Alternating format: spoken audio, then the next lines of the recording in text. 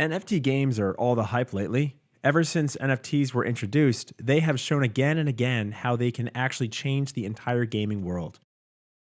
Game developers are increasingly adopting blockchain technology to enhance the gaming experience. Now, you might be wondering what really are play to earn games and if there's even a slight chance of you somehow losing money while playing those. Well, we're going to answer all of that in addition to telling you about the top 5 NFT games in 2022.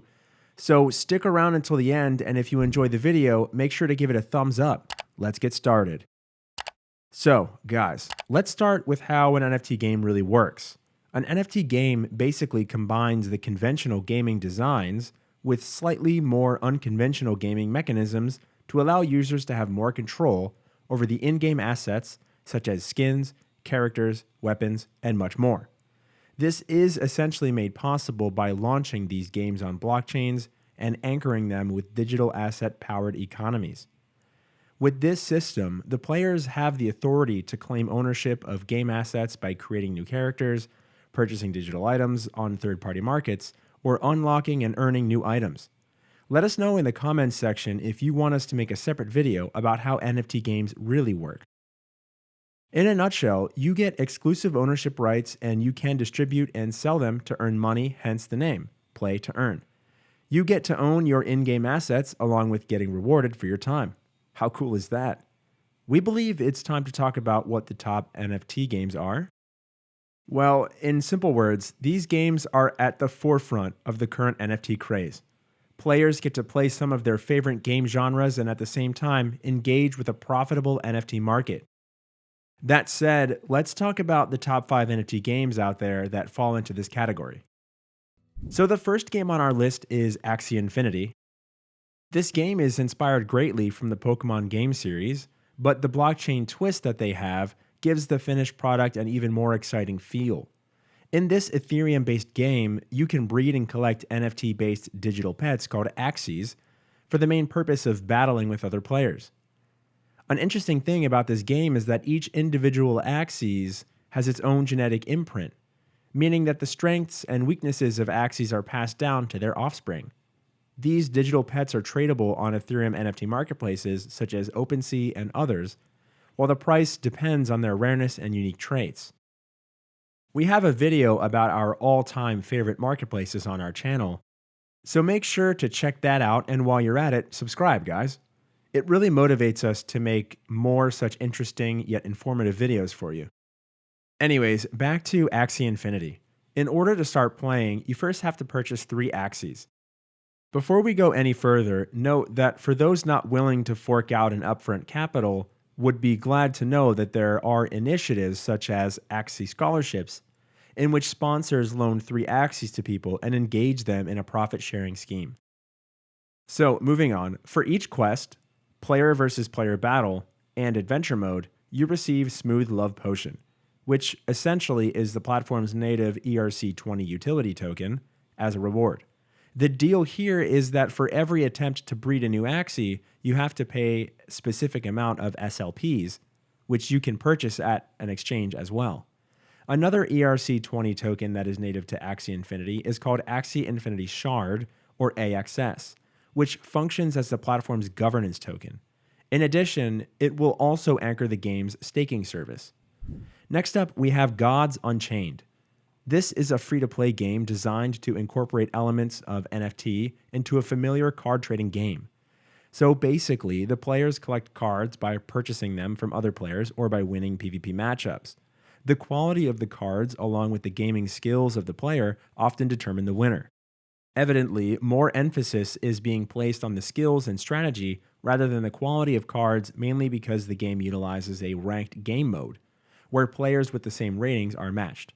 So the deal is, you win matches when your gameplay causes your opponent's life to drop to 0. You then receive experience points, and as soon as the experience bar is filled up, you move to the next rating and receive a new pack of cards that is essentially added to your collection. Each card is backed up by an ERC721 token, so you can easily trade them on the platform's native marketplace or the open market. Well, selling the cards within the game's ecosystem has its perks. If you choose to sell cards within the game's ecosystem, you receive the platform's native token, Gods, as payment.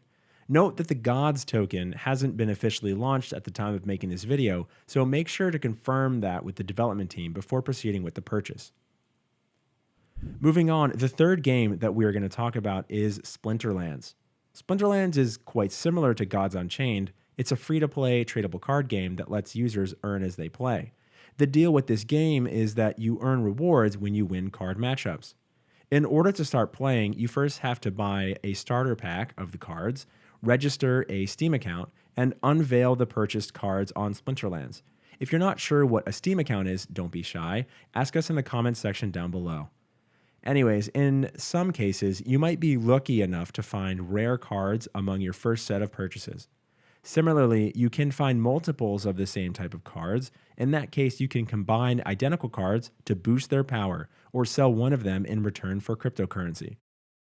It's worthy to note that once you familiarize yourself with the cards, you can go ahead and battle with other players or take part in quests.